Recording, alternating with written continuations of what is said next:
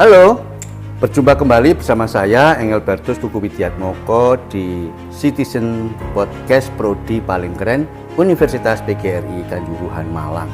Kita akan berbincang dengan salah satu mahasiswa Universitas PGRI Kanjuruhan Malang yang sangat luar biasa di tengah kesibukannya. Narasumber ini akan berbagi pengalaman, tips dan trik bagaimana mengelola waktu, mengelola kegiatan dan prioritas. Sebelum perbincangan, tetap like, comment, share channel ini. Pause. Oke guys, ini dia narasumber kita, Mbak Tasya. Tasya ini adalah putra putri kampus Universitas PGRI Kanjuruhan Malang. Apa dan bagaimana? Silakan Mbak Tasya memperkenalkan diri. Terima kasih Pak Putu atas kesempatannya ya. Termasuk podcast jagaan gitu ya. Jagaan. Perkenalkan nama saya Tasya Putri Mulyani. Saya mahasiswa Universitas PGRI Kanjuruhan Malang.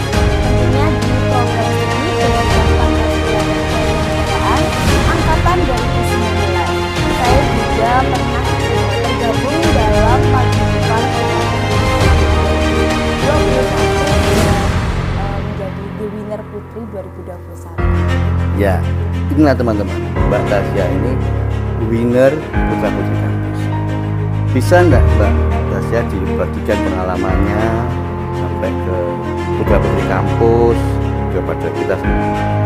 Baik Pak, jadi saya di sini akan sharing ya motivasi saya yang pertama kenapa saya ikut ajang putra putri kampus Unikawa 2021 waktu itu, karena saya pertama kan saya pengalaman menambah relasi, jadi saya juga ingin kuliah ini sekedar kuliah aja waktu pulang waktu itu ya. Dan saya juga melihat bahwa mahasiswa prodi PPKN itu selama 2 tahun sekali pemilihan putra putri kampus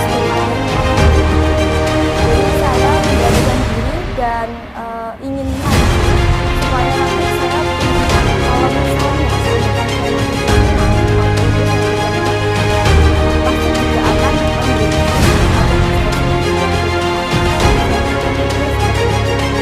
saya sudah melalui tahap kebutuhan kita, cara, kemudian tahap yang kedua sampai saya akhirnya mendapat pilihan dan menuntut final saya dinobatkan menjadi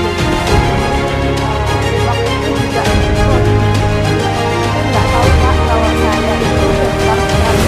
Jadi prodi itu juga kaget saat dimintai surat tanda tangan waktu itu kalau salah satu mahasiswa PPKN menang menjadi juara 1 putra putri kampus. Jadi waktu itu Pak Ramadan, Pak Didi itu mencari yang mana ini Tasya. Jadi seperti itu. Jadi saya ya memang nggak bilang-bilang waktu itu karena saya juga takutnya kalau misalnya saya nggak menang pun membuat kecewa gitu ya Pak. Tapi alhamdulillahnya bersyukurnya saya dapat gelar juara 1 yang bisa membanggakan lah ya Pak ya pada prodi PPKN ini. Sampai menjadi juara 1 Mbak Tasya ya. Dan jika dilihat kira-kira yang dipunyai Mbak Tasya ini apa ya kira-kira dibandingkan dengan apa ya nominasi yang lain itu apa? Iya finalis yang lain apa Mbak?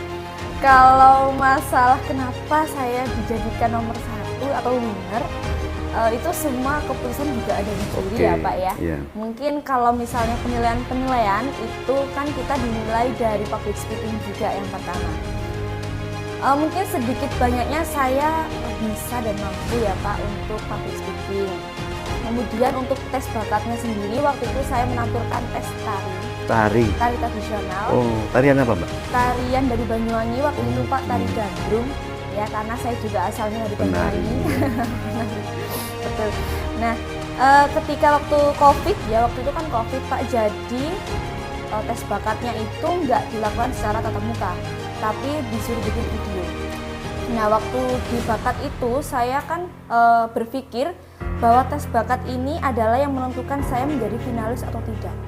Gimana caranya saya membuat juri atau yang menilai nanti itu tertarik dengan bakat saya. Jadi saya berpikir Pak, waktu itu saya mau bikin tari, kalau cuman misalnya hanya nari aja itu lumrah ya Pak ya. Jadi kayak biasa gitu ya? Biasa gitu ya Kak. Video nari-nari aja itu biasa. Jadi waktu itu saya bikin kreasi sendiri itu dengan pembukaan sebelum menari. Itu saya menunjukkan bahwa di video itu tadi saya nembang sambil make up. Jadi saya nembang sambil make up. Jadi di situ saya sedikit memberitahukan bahwa saya itu bakatnya juga make up. Selain nari, saya juga bisa make up, kemudian bisa sedikit nembang. Kemudian langsung masuk ke tarinya. Ya mungkin dari video saya itu mungkin jurinya tertarik ya Pak, dan dinilai juga kan, oh ini niat mungkin ya kan, ini oh kalau misalnya bikin seperti ini kan pastinya niat gitu kan, bikinnya di beberapa lokasi waktu itu saya, jadi nggak hanya nari di satu tempat, jadi beda tempat gitu Pak gitu. Jadi setelah disuruh bikin video bakat, kemudian malamnya atau beberapa hari kemudian waktu itu dinobatkan jadi finalis. Ya teman-teman, juara pupus di Unikama tentu dampaknya bukan hanya secara internal kampus atau prodi saja Mbak Tasya ya.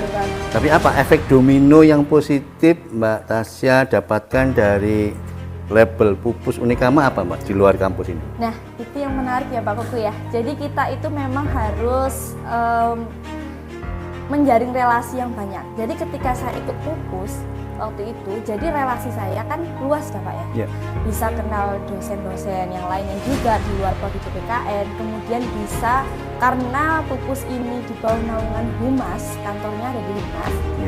Pupus ini, nah Humas itu kan banyak sekali kenalan media. MOU oleh media ya Pak ya. Nah saya dari tim Humas itu, salah satu tim Humas mengenalkan saya pada salah satu media online yang ada di Malang. Saya ditarik di media tersebut sebagai presenter. Jadi setelah saya ditempatkan jadi pupus, saya ditawarin oleh Humas untuk menjadi presenter di salah satu media online yang ada di Malang. Jadi saya ambil waktu itu, saya berpikir seperti ini sih sebenarnya Pak.